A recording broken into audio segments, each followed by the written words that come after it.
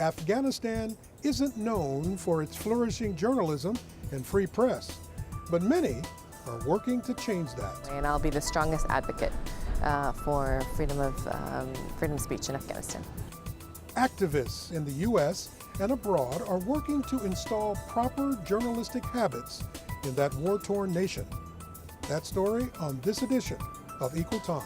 From San Jose State University, you're watching Equal Time, exploring new issues each week, giving equal time to competing points of view. Hello from the campus of San Jose State University, and welcome to this edition of Equal Time. I'm your host, Journalism School Director Bob Rucker. Afghanistan's media was once a progressive oasis of free speech, but through Soviet occupation and the infamous Taliban regime, much of that has eroded. Chris Chandler has more. It was a major source of agricultural products for all parts of the country. When Americans think of Afghanistan, what comes to mind? It depends on who you ask. Americans might think of war or terrorism, but what does an Afghan think of his own country? I remember that when I was a school student, we didn't have chair in our classes, and we were just sitting on the grounds and taking notes and listening to our teachers.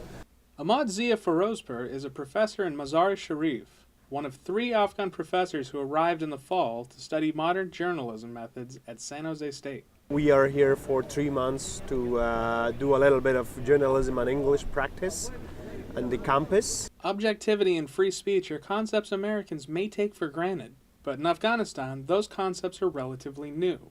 That's because from 1996 to 2001, Afghanistan was under the Taliban, which enforced a particularly strict form of Sharia law. Both freedom of speech and freedom of the press were heavily suppressed and regulated. Syed Yahya Hazin, one of the Afghan professors studying at San Jose State, was teaching at Herat University when the Taliban arrived. When you are coming to this class, you have to put turban on your head, and I don't believe this. Rather than follow the oppressive regulations instated by the Taliban, Hazin left the university on his own terms to wait for things to blow over. And that was a very bad situation for us. Imprisonment and physical punishment were not uncommon, and some people paid the ultimate price. Down into the city, they killed by Taliban. To host Professor Hazin and his colleagues, SJSU has erected this Afghan Center in Dwight Bentel Hall, where the professors learn journalism. Once upon a time, Afghanistan actually enjoyed a rich environment which fostered good media. In 1906, the country had its first newspaper, and in 1965, the country had its first legislation guaranteeing freedom of the press. After an uprising in 1973, several newspapers were shut down. From 1979 to 1992, the country fell under Soviet influence. By the time the Taliban took over in 1996, there wasn't much left to uproot. Professor Ferozpur remembers life back in the bad old days. They were, for example, you were not allowed to read English texts, you were not allowed to go into the details of some political issues, you were not allowed to talk a little bit of the politics, and you were not allowed to talk about religious, you were not allowed to talk about the international situation. The Taliban also banned television and music, which were seen as morally corrupt. In 1998, the Taliban even went so far as to begin destroying television sets. Anybody found with one during this time risked jail or a flogging. Radio stations were allowed only to broadcast religious programs or government propaganda. It was a tough situation, but my intention was to grow up anyway, to take the advantage of those kind of education and not to escape from the situation. With the fall of the Taliban regime in 2001, the people of Afghanistan have experienced several changes. In the wake of the new administration under Afghanistan's new president Hamid Karzai, many of the restrictive laws were abolished, and both journalism and free speech have made a return to Afghanistan society. Halima Kazem is an Afghan-American journalist and a graduate of San Jose State. She travels to Afghanistan regularly to help develop the country's media. It was the right time for me to go use my skills and really travel the country and learn about it, but also report back to a U.S. audience about what was going on there. Kazem spent the better part of the last decade working in Afghanistan, and while we might expect her to focus mainly on teaching, she faced much more rudimentary challenges. And to make a long-distance call during the time of the Taliban, most people had to go to Pakistan, drive hours and hours to make a long-distance call. So you had the technical limitations, cell phones, internet access, fax machines, everything that we're used to for communicating with journalists and their sources was limited there. So you had that as a major problem. Her main goal in Afghanistan has been to teach reporting techniques and objectivity, but it hasn't always been easy. The style of journalism that was being taught was very propaganda, communist-style journalism, very source-heavy, government opinion-heavy, didn't really have a lot of public opinion. They just didn't, that's not the style that they were used to. So back to the original question, what do Americans think about Afghanistan? Major roads, so these are some of the major key elements that has been planned. San Jose State students are getting a close-up view of Afghanistan, not just from the visiting professors, but from their own university president. Mohammed Kayumi is a native to Kabul, and he comes down to the classroom level to provide students with his own cultural perspective. First of all, in religious studies, they'll study Arabic, they'll study Sharia, they'll study all of the religious laws and all of that. Learning lessons that stretch beyond the Taliban and into important issues today. We'll look at how things are progressing in Afghanistan when Equal Time returns.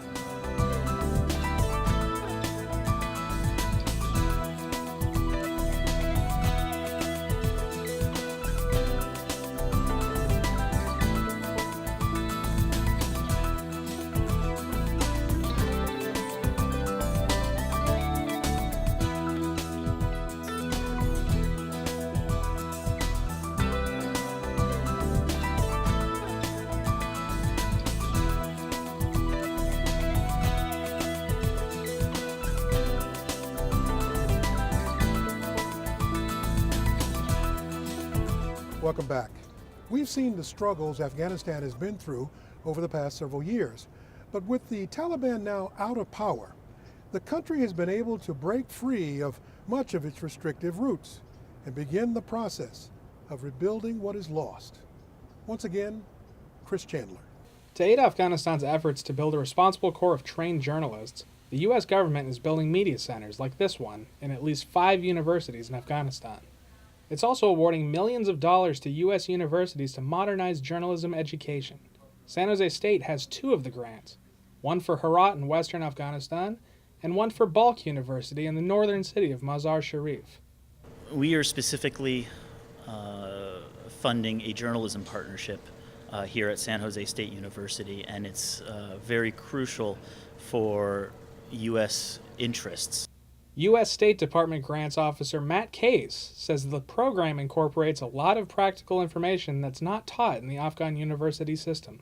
I have seen professors get very excited about the course work that they are learning here at San Jose. I have seen them become very, very interested in the practical knowledge that they've never had a chance to become familiar with in Afghanistan.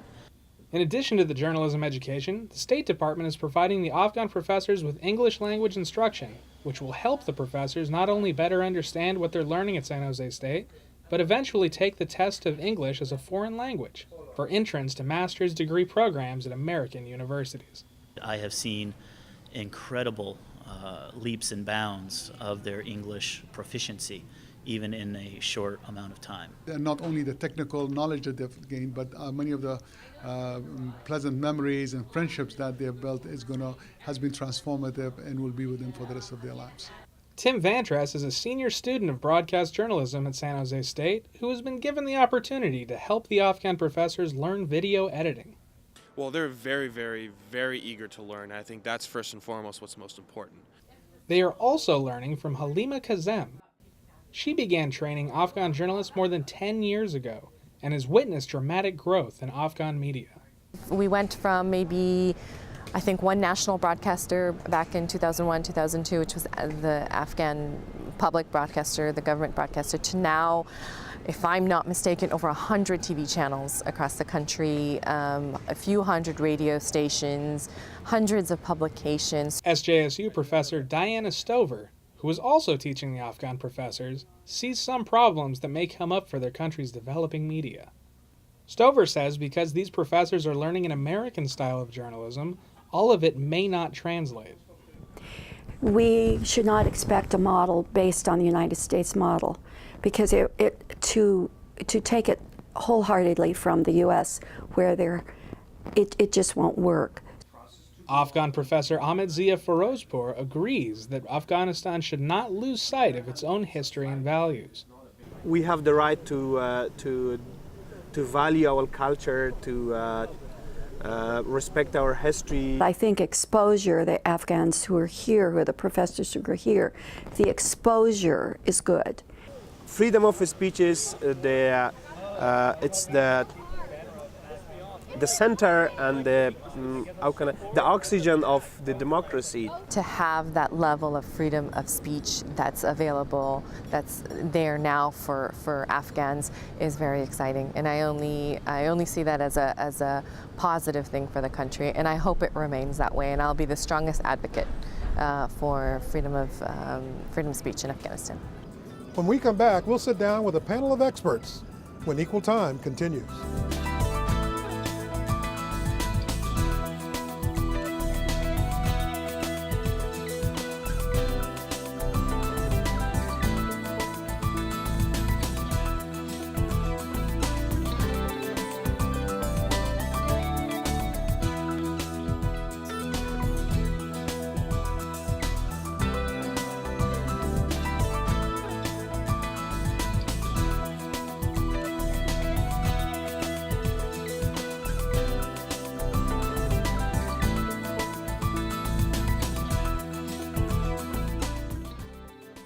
Welcome back to this edition of Equal Time. Our focus today is on free press in Afghanistan. Let's meet our guests. I'm Farid Yunus, lecturer at California State University East Bay and anchorman for Noor TV in Northern California. I'm Fariba Nawa, journalist, lecturer, and author of Opium Nation, Child Brides, Drug Lords, and One Woman's Journey Through Afghanistan. I'm Ahmad Zia Ferozpur. I'm a lecturer at Balkh University, and I'm a public relation and media advisor to Balkh Governor Office. My name is Chris Chandler, and I researched and reported on this story. I want to thank you all for being here today. You know, our audience knows a lot about what the news tells them in terms of Afghanistan, but we know very little about the culture, the history, the background, and even this information that free press journalism is something that Afghanistan has a history. Ferozpur, tell me more about that. The free press in Afghanistan, the history of that. It's a good question. Afghanistan is experiencing a free press right after 9/11, and nowadays there is a big market for Afghan journalists practicing the values and standards of journalism while facing a lot of domestic violence as well. So nowadays there are dozens of TV channels in Afghanistan, radios, publications, and news agencies, which through all these channels, people are fed with the information, entertainment, and domestic, regional, and international events.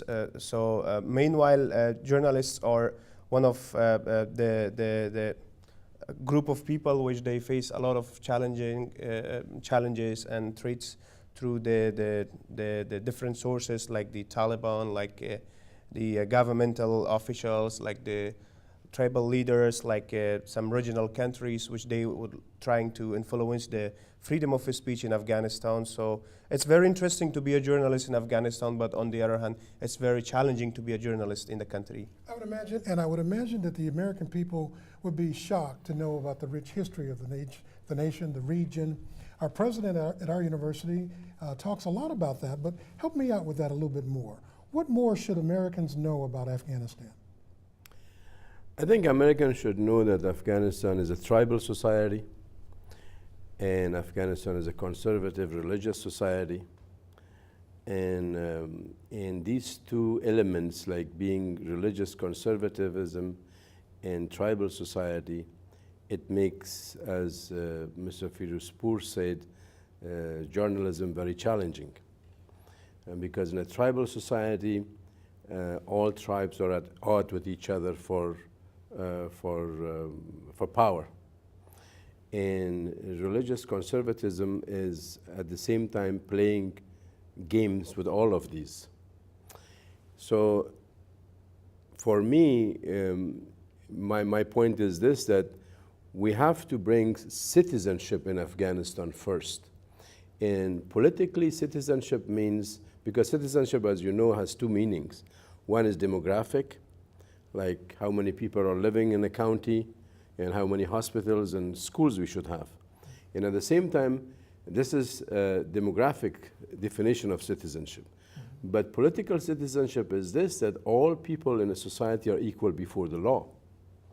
And that doesn't exist in Afghanistan, and that makes sense. People are not equal before the law, like women are less than men in Afghanistan, unfortunately. In inheritance law, and there's a religious dogmatic issue that they don't want to interpret the whole, as you know, Afghanistan is a Muslim society. And 99.9% of Afghans are Muslims. And there's a religious dogma over there that they don't want to reinterpret, which is permissible in Islamic law, the Quran and the tradition of the Prophet, to update the whole scene for contemporary living. And I knew you want to jump in on that. Yeah, I think what's happening with the press, you have 32 TV stations just in Kabul now.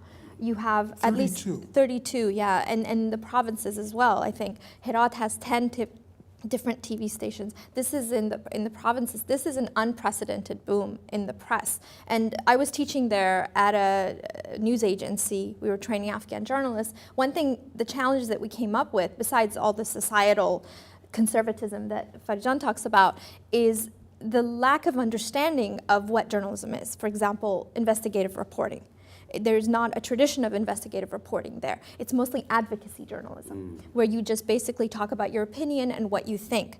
Teaching journalists how to go and dig deep into a story and find out the different angles of it was quite difficult, but they did learn. And we had many success stories among men and women learning. One of the things that we faced in the newsroom was the men didn't want to work with the women. There were a lot of conservative men, this was just right after the Taliban were ousted, who believed that these women shouldn't even be there.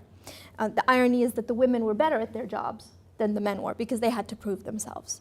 And I think what's challenging this conservative society that you're talking about are the youth in this media. A great example is Tolo TV. Tolo TV is out there making programs, and it's the most watched TV in Afghanistan. It's aired nationally and internationally through satellite, and people are watching it even though certain programs go against their values. For example, they have something called Afghan Star, which is similar to American Idol.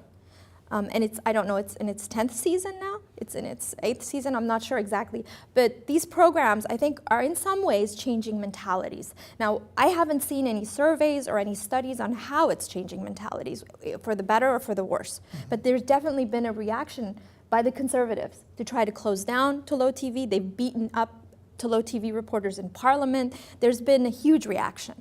And I do not know if there is a press law in Afghanistan that to what point people are allowed to express themselves, and what are the limitations, and that I do not know yet. Well, Ferozpur, you've been a welcome guest, and Chris, I'm going to get to your research in just a bit, but you've been a welcome guest in the journalism school at San Jose State. You express yourself pretty readily. You're pretty open about that. Is that the norm in journalism in your country and among your colleagues there? What? Just to speak up. You speak your mind very quickly. Afghanistan is separated regionally, and it depends where you live. In the provinces where they are bordering with Pakistan, their Talibans are a little bit influenced in the area, and the citizens have a lot of security challenges where they cannot practice the freedom of speech, and they have a lot of problem to access to the right information and access to the TV and right radio channels. And on the other hand, like the Kabul and Balkh and Herat and other safe provinces, where people are more civilized and they have access to the information. It's very easy to speak and to talk a little bit about what you think and express yourself. But the major problem is that the Taliban are a big challenge for the media and the journalists, which they consider the journalists as a Western spies, and they don't behave very well with the media, while they are using and misusing the media by providing their activities and information, and they expect the media to broadcast and to print that one. But on the other hand, we have been witness of a lot of challenging and murders and torture and injuries and kidnapping and hostage of journalists by different Taliban groups in some borders and some provinces of Afghanistan. So. Well, already we're getting a sense that the background that you just gave and the background that you just gave sounds like it's going to be in conflict, because you're going to try to go back and do free speech journalism the way you've been learning here at San Jose State. And certainly your colleagues are quite good at this anyway, but there might be a resistance in parts of the country. Now, you found this in your research and some other things. I did. I spoke to Halima Kazem in my story that you've seen already, and she kind of echoed what you guys have already been saying. There's now things are looking pretty optimistic in Afghanistan, because there's over 100 TV news programs, hundreds of newspapers, so that's encouraging. But she was also saying when she first came there, she had to struggle against the mindset that existed, kind of the Soviet, very propaganda-heavy style that they had there, that was really government-reliant and really relied on just first-hand sources from the government rather than actually doing their own investigation. So she had to conquer the pushback that kind of said this was only a Western model. And it's also very strange when you consider the history, because Afghanistan, up through the 60s, they had ratified to their constitution a measure for free press in Afghanistan. And at that point, Afghanistan looked like it was pretty much going to keep pace with the rest of the West. But then all the warfare took place in the 70s, Soviets came, the Taliban, and we know what the results have been. It's only now that they're trying to get back that identity that they've lost. And we're hoping, America is hoping that after the war, after American troops are withdrawn, free press will take hold and stay. That's why these people are here. That's why more are here in the spring at San Jose State to study that. But is there the possibility of going back or being restricted from doing free press? Yeah, because journalism, and I'm with the media for the last 20 years, writing the scripts and anchorman and this and that. Journalism is a homegrown phenomenon. We can't import Western journalism in Afghanistan, and that's a very wrong idea, because journalism has a lot to do with culture, religion, way of life, okay? And when we talk about freedom of speech, okay, here the definition of freedom of speech is completely different than freedom of speech in Afghanistan. You can't insult Prophet Muhammad, for example, in Afghanistan just under the name of freedom of speech. Okay? Even as Chris said about 60s, I was a teenager in the 60s, and I remember very well, the media was controlled by the government, and I was there. Okay? So we never had a true freedom of press in journalism in Afghanistan, my personal observation when I was born and raised there. And at the same time, neither the government nor institution tried to, as I always say, bake a new cookie for Afghanistan in journalism. That what kind of journalism that we should consider religious values, bring up-to-date religious principles to the table, the tribalism issues, our cultural sensitivities, the way we joke, the way we throw joke to each other, all these things are part of journalism and part of speaking. And I'm very happy that you invited me to this panel, because we need to, from this university where President Qayyumi is an Afghan-born president, We have to bake a new cookie for Afghanistan. What kind of journalism in Afghanistan should be established? That's my view. I think also we need to remember that the media has changed globally. It's not just about Afghanistan alone anymore. You have satellite television. Most Afghans had access to satellite during Taliban time when they weren't even allowed to watch TV. In the homes that I visited under the Taliban in 2000, in Herat and Kabul, everybody had a television set. They hid it well. And they had a satellite dish, which they hid well. And they had access to global television, which Farijan works for right now. So they watch Afghan TV produced in the United States in Afghanistan now. So the transnational or international connection between this, again, is changing minds and affecting lives. I'm really interested in how this is impacting the population and how it's making progress, for lack of a better word. Is it adding anything to the society? Is it taking away anything? I mean, I'd like to know if you have had any experience with that. What is this new free press doing to the mindset of Afghans? It's very hard to analyze the rule of freedom of speech and media in a very short amount of time. But what I would like to add on agreeing what you have said already is that nowadays people really rely on what media is telling them. In Afghanistan. For example, my mother more trusts on TV than me. What she hears from the TV because she trusts and something that we can relate to in the United States. And for example, the media is playing a very significant role to change this mindset, the lifestyle of the Afghans nowadays. For example, with having a lot of family shows and culture shows and religious shows, even uneducated people, even illiterate people, they go to sit on the TV and listen what the speakers are saying. And frequently it's changing the way of life and frequently it changes the mindset.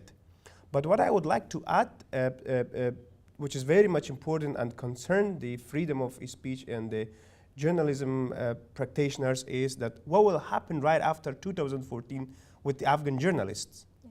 This is a very big question because the international community and the Afghan government and the people agree on one thing, that freedom of speech and media growth is one of the big achievements of the Afghan society right after 9/11. We're hoping, though, that this effort that we're doing with the State Department at San Jose State through our journalism school will enable you to talk more freely about this and more openly in your media after the Americans pull out of Afghanistan. Do you think there's hope? Very quickly. It's very difficult to tell. We can't predict the future, but at this point, the narrative is that it's going to get worse. And that means less freedom for women, minorities, and the press. That's why we're counting on you to go back and tell them all the great things you learned about at San Jose State University and hopefully make a difference. We're going to have to end right there. I thank you all very much for joining us, and we hope you'll come back for another edition of Equal Time.